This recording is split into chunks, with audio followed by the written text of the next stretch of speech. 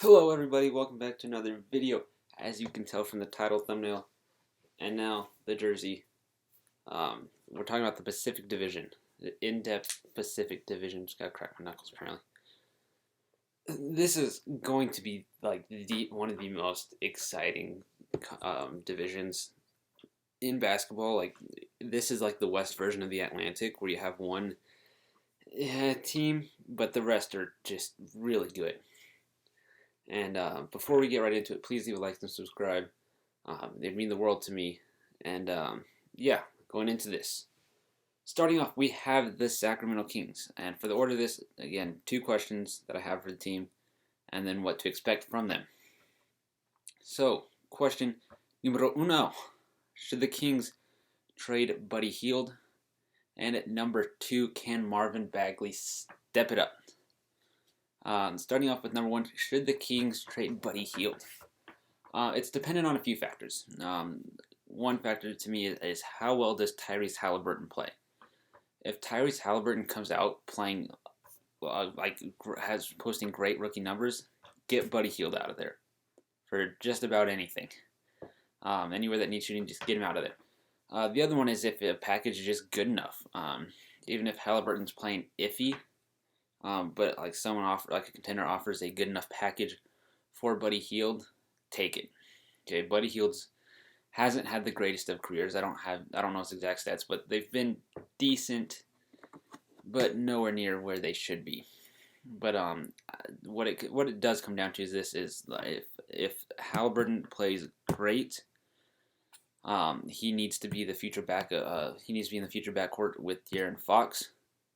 But if just a good offer comes, then get Buddy Hield up on out of there. So, the second thing for the Sacramento Kings, can Marvin Bagley step it up? And by this, it's similar to the Buddy Hield case a couple years ago, where we know Buddy Hield. Well, in this case of Marvin Bagley, just had a huge, and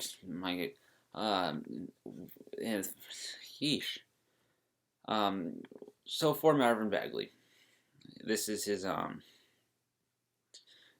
second year, and he's had some injury, but okay, what was that? There we go.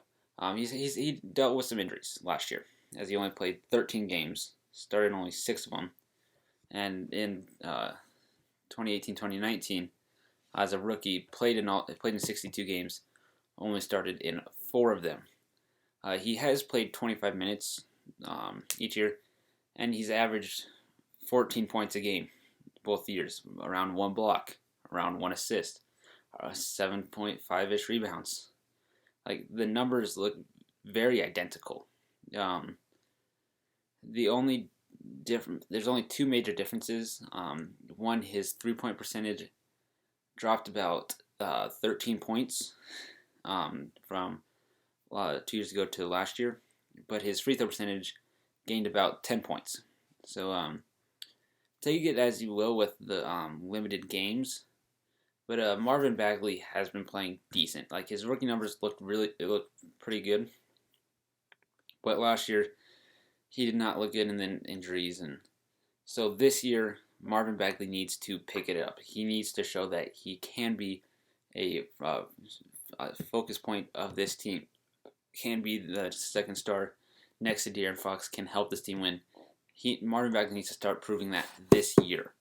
The wins don't need to come this year, but the stats do. The stats definitely need to come this year, and he needs to stay healthy. So that's what I mean. That's what I mean when Marvin Bagley needs to step up. So what should we expect from the Kings? I expect a few players to have good seasons. Specifically, De'Aaron Fox. De'Aaron Fox will continue having one of the good seasons that he's been having. As for Buddy Hield, it all depends. Buddy Hield's impact depends on Tyrese Halliburton, and I think Tyrese Halliburton will well exceed the expectations that typically come with the 11th overall pick, I think is what it was. I might be. It was the 11th or 13th. Yeah, it was 11th. The 11th overall pick. I think Tyrese Halliburton was one of the best players in the class. Kings got lucky, so I think Tyrese Halliburton might become the start. Will probably become the starting shooting guard at some point this season, and thrive. I expect a lot from Tyrese Halliburton, but I also expect quite a bit from Marvin Bagley. As I just mentioned, like he needs to step it up. As for Harrison Barnes, Rashawn Holmes, I mean they exist. They play basketball. They're not bad, but they're not really like they're not really that good. Um, not Marvin Bagley. Harrison Barnes is nowhere near the level where he was on the Warriors, and Rashawn Holmes he's a very solid center. Like, don't get me wrong, Holmes is definitely I think a little bit underrated, but I wouldn't be surprised if Hassan Whiteside does start some games in here. But yeah, I expect this team to be decent. Currently, they're 1-1 right now in the preseason. But I think they'll be decent. I don't have them like this division's just loaded. So they are at the bottom of this division, but I think stay around the early teens in terms of picks. Now moving on to the Phoenix Suns. My question here is: will CP3 and Devin Booker work out? And at number 2, is this bench depth enough? So for the first question, I think this is a perfect matching. The type of point guards that Devin Booker has thrived with are players like our ball handlers can take pressure off Booker to be that point guard, and that's exactly what Chris Paul does. Chris Paul is one of the best point guards ever. Was 17th in assists last year, but has had much better years. And if there's the sound again, I need to. There we go. Sorry about that. He has had much better assisting years. He just didn't have his star last year was Shai Gilgeous-Alexander, and Devin Booker is better than that. So I expect Chris Paul's numbers to improve in terms of assist. His points, I think, will stay around 17, 18, as they have for most of his career. He's only scored 20-plus points twice, and that was in 2007, 2008, 2009 with the New Orleans Pelicans. Came close in 11 and 12 in his first year with the Clippers. Scored 19.8, but yeah, I expect good things to happen from these two. I think the Suns are absolutely playoff contenders. The major problem is their now lack of bench depth. They had a fairly decent rotation last year. I don't remember off the top of the head, but I remember it was solid. There's nothing to sneeze at. But now it's looking a little weaker. I mean, the backup point guard is Cameron Payne. And then behind him is Langston Galloway and Javon Carter. Not necessarily ideal. And then for shooting guard, Etwan Moore. And then Carter and Galloway. Again, not ideal. Small forward, power forward center, it gets better with Cameron Johnson, Sarge, and Jalen Smith. But still, nothing. This isn't the ideal bench you want. And this is something that the Suns definitely need to focus on. I don't know how long Chris Paul is signed for, and I probably won't find out in the next couple seconds. But yeah, I think for a while Chris Paul and Booker are playing together with Aiden, this team definitely needs to work and improve their bench. They don't need another star. They have the starting five is I would say very good. You have Paul, Booker, Bridges, Crowder, and Aiden. I like that starting lineup personally. Jay Crowder is not a conventional four, but can play defense, can shoot the three, and I think will work very well as maybe this fifth option in the offense. But yeah, I like what the Suns have put together. They've improved from last year. and I think they're absolutely playoff competitors, especially with the expanded play-in bracket. Now moving on to the great teams. Starting off, we have the Golden State Warriors. And the two questions I have are: can Steph return to greatness, and can Wiggins be better than Andrew Wiggins? So can Steph return to greatness? It wasn't too long ago where Steph Curry was the first ever unanimous MVP. It is not that long. Like that, we are not too far away from those years at all. And backpack MVP, we are not far from that. We are like a couple years away, like later.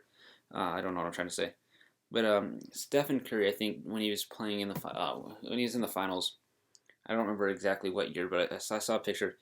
This man was compared to MJ. That's how good he was. Like Stephen Curry is amazing. He started all but 6 games in his career. 6 games he hasn't started in the regular season. That's it, and that's 3 as a rookie and 3 in his second year. At least that he's like that games that he's played in. Like I mean, he's never played in all 82 games, but in every game he's played in, he's starting every single one of them except for 6. He is so good, and he will need to be good in order for the Warriors to make the playoffs. But last year he played 5 games. Wrist injury took him out. And last year he wasn't bad. He scored 20.8 points, had 6.6 assists, 5.2 rebounds, shot 100% from the free throw line, only 24.5% from 3 and 40% from field. I will credit those to the fact that he played 5 games, and he didn't shoot too much. Last year was just off for the Warriors, and by return to greatness, his numbers were fine, but they need to return to at least 25 points, if not 30, this year if the Golden State Warriors want to compete. Another way they will compete is through the help of Andrew Wiggins. Looking at the starting lineup, another question I considered was, can James Wiseman contribute right away? But I don't think that is more of a necessity than as Andrew Wiggins. Because when you look at this team, you have Steph Curry starting, and then Wiggins, Oubre Jr., Green, and Wiseman. There are a lot of questions when it comes to can these players improve? Specifically with Draymond Green is one I see, and Andrew Wiggins. Though Andrew Wiggins actually has the number 1 scoring option, played fairly well. He averaged 19.4 points, which is about the same as his entire career. 3.6 assists, 4.6 rebounds. Not great shooting, so he didn't play well. He was average, I guess I should say. He definitely, what he needs to do now that Steph Curry's back is maintain those numbers. Like as a second or third option on this offense, where the other offensive option is Kelly Oubre Jr., which isn't bad, but it's definitely no Klay Thompson, or it's no Kevin Durant. Okay, Curry needs help, and it needs to either come in the form of Wiggins or Oubre. I think Wiggins definitely needs to keep up. I know he hasn't improved during his career.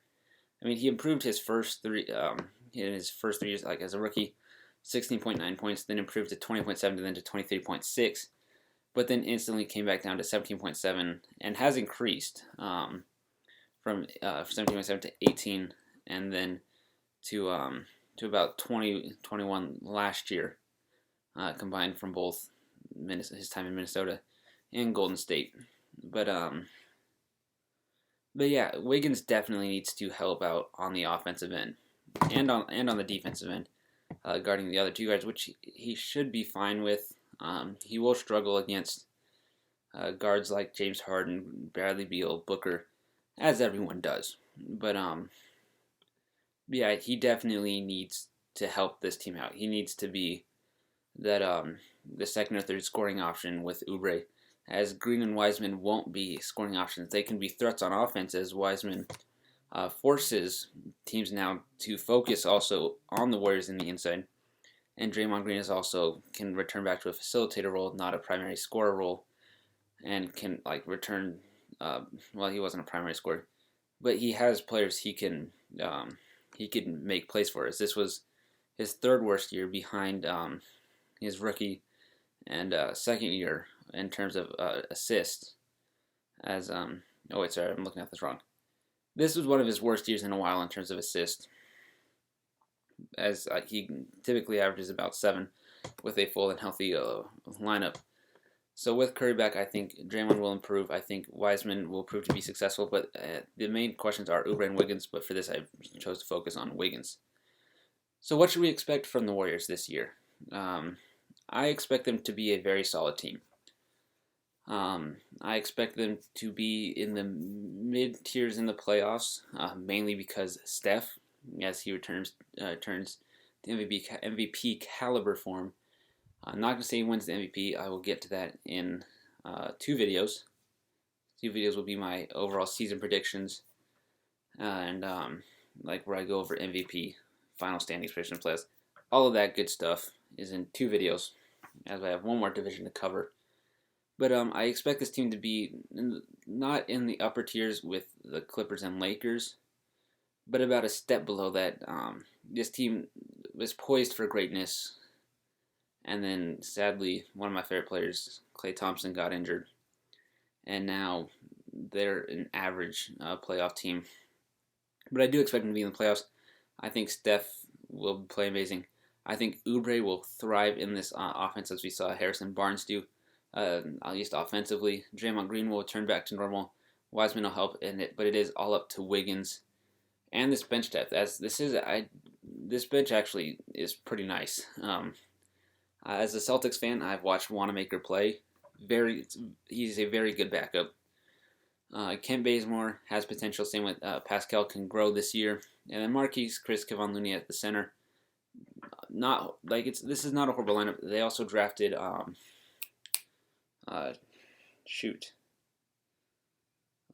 Nico Mannion. Why could I not remember that?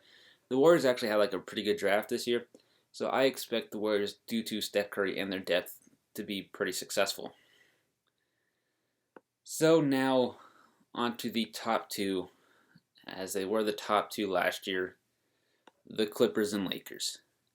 So just for the fun, we'll save the fun team for last. We'll start with the Clippers first, and it's not a dig at the Clippers. The Lakers are just more fun to talk about. So I guess that is kind of a dig at the Clippers. Okay, so my questions for the Clippers: will PG-13 prove to be worth it?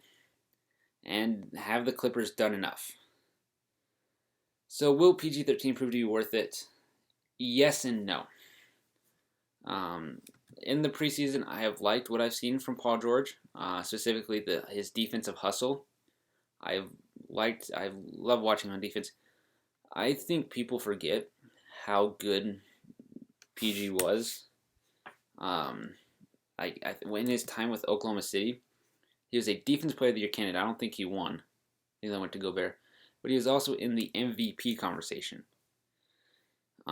Yes, that Paul George has not translated down to the Clippers, but he didn't suck until the postseason, where he just couldn't perform under pressure. But outside of that, his numbers, when you look at the regular season to the postseason, are fairly similar. As during the regular season, he did take. He went back down to about his normal numbers, playing with being the second option, as he went down to 21.5 points, with 1.4 steals, 3.9 assists, 5.7 rebounds, 87% from the free throw line, 41% from 3, and 43% from the field. Those are pretty good numbers. The regular season, Paul George played very well. He didn't play in every single game, only played in 48, but still, pretty good. Now, if we were to go and look at his postseason numbers, he's played 13 games, so fairly solid sample size. He averaged 20.2 points, 1.5 steals, zero point 0.5 blocks, 3.8 assists, 3.8 assists, 6.1 rebounds, 90% from the free throw line, 33% from three, and 39% from the field. That's what really hit. So his numbers up until the field goal and 3-point percentages were fine. 20 points. You want better, but still not bad. His steals went up. His blocks, assists, rebounds went up from the regular season. His free throw percentage went up.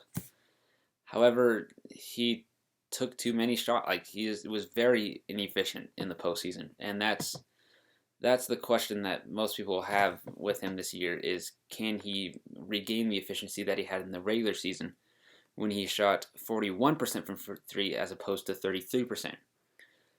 I think during the regular season, yes, he will absolutely prove that he was worth the contract. He will absolutely prove it. But he needs to return back to PG 24 with the Pacers when he averaged 28 points per game in the playoffs, 1.8 steals, 7 assists, 8 rebounds on 43% from three and 39% from the field. That's the Paul George that we need to see. Maybe not to that extent. Maybe first year OKC with 24 points, 1.3 steals, 6 assists.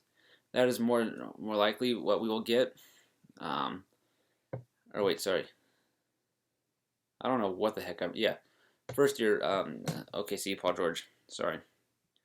That's the kind of Paul George I expect back this year in the postseason, and I do think maybe Paul George will be worth close to the amount of money. It still is an extreme amount of money offered to him, but I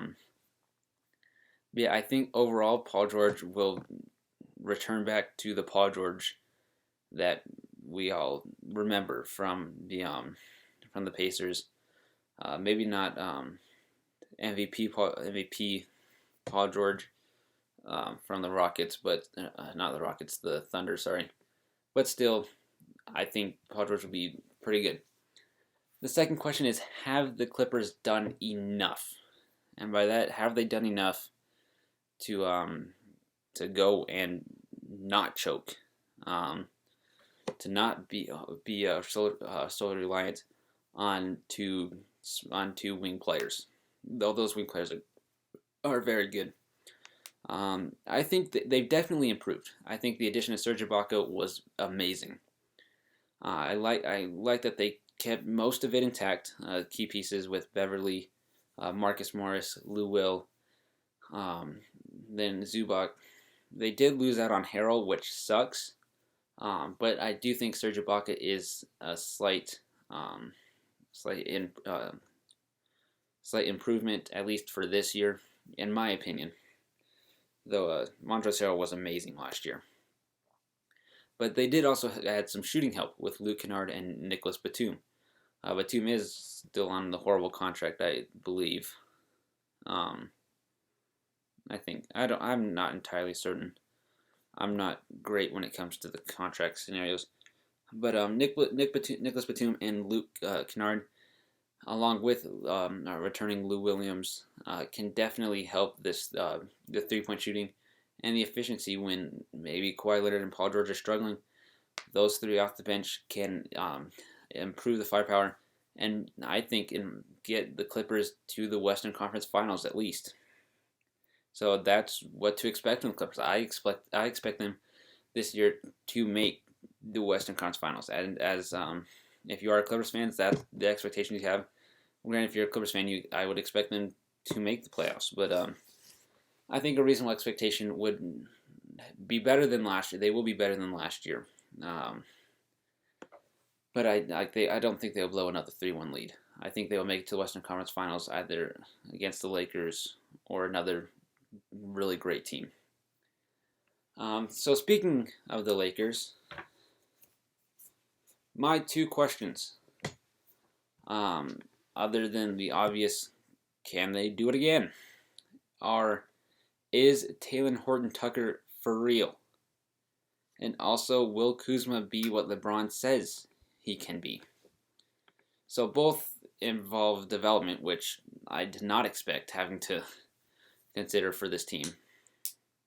But yeah, we all know Talen Horton-Tucker absolutely exploded. I think it was against the Clippers. Against the Clippers. Holy cow! I think it's like 30 points. Absolutely amazing. He wasn't great last year, averaging only 5.7 points, 1.2 rebounds, and 1 assist. But this year, it's starting to look different. He looked insane. And if he can keep that up at all, if he can get half of that, what we saw in the Clippers game, the Lakers are going back to back. There's just no question about it. They've added a lot. They've added a lot of help in Harrell and Gasol specifically. Then Schroeder, they're playing, who will more than likely be starting. They kept the GOAT Caruso. They also kept LeBron around. Don't necessarily know why. I don't think he's that good or anything. But just a joke. Please don't get mad. Please. But yeah, this team is really good. And now imagine if Talen Horton-Tucker averages even 15 a game. Like, this team might become unstoppable if their bench is averaging 15 points a game. And that gets me to my second point. Kyle Kuzma, who early in his career was compared to Tatum, I think when they were rookies, or second year, whatever it was. But he, of course, he shrunk under the pressure, as no one can be compared to Tatum. I mean, like, who's going to live up to that expectations? Just a biased Celtics fan, okay? I'm not being serious there either. As a second-year player, I think that's when they were compared to each other. Kuzma averaged 18.7 points per game on 5 rebounds, 2.5 assists. Very solid numbers. Shot 30% from 3. Took a step down. I think he's forcing shots, like trying to impress LeBron and tried not to get traded. But he did shoot 45.6 from the field, which is a step up a little bit from the year prior. This year, however, he did take a step down, which I think was to be expected as he was now coming off the bench. He averaged 13 points, just say 5 steals, 4.4 blocks, a step down in assists by a lot to 1.3, and 4.5 rebounds. Not great, and his percentage, his free throw percentage dropped, his field goal percentage dropped, but his 3-point percentage did increase up to 31.6, nowhere near where it was at 36.6 in his rookie year. However, what is promising for Kyle Kuzma is in a tweet. I want to see if I can pull up the exact tweet. But it was asked, like, who do you think will break out this year or whatever. Yeah, I think I have it pulled up here. Yeah, so the tweet was, name an NBA player you think will take a giant leap this season, from Hoop Central, and to that, LeBron said Kyle Kuzma. So there's a lot of, I would say there's now quite a bit of pressure on LeBron, on Kuzma, this year that LeBron has put on him. But LeBron's saying that for a reason. From whatever he has seen in training camps, in these preseason games, he is seeing that Kyle Kuzma can live up to the potential that we all saw in that rookie year. So that leaves me. What to expect from the Lakers? You need to expect them to go back to back. I mean, looking at this depth chart, they've gotten better. Like, they went from Dwight Howard and JaVale McGee to Marc Gasol and Montrezl Harrell. Like, I love both McGee and Howard, but Gasol and Harrell are better. Like, they just are. Dennis Schroeder's better. Wesley Matthews improved. Like, the rich got richer. this team's absolutely going to dominate. Like I just don't know what else to say. This team is insanely good and will need a miracle run by someone to knock them out of contention from going back to back. But that's it. Thank you all very much for watching. I hope you enjoyed this video. And if you did not, tell me why in the comments. But yeah, I'll see you on the next video. Please leave a like and subscribe. But I'll see you then, and adios.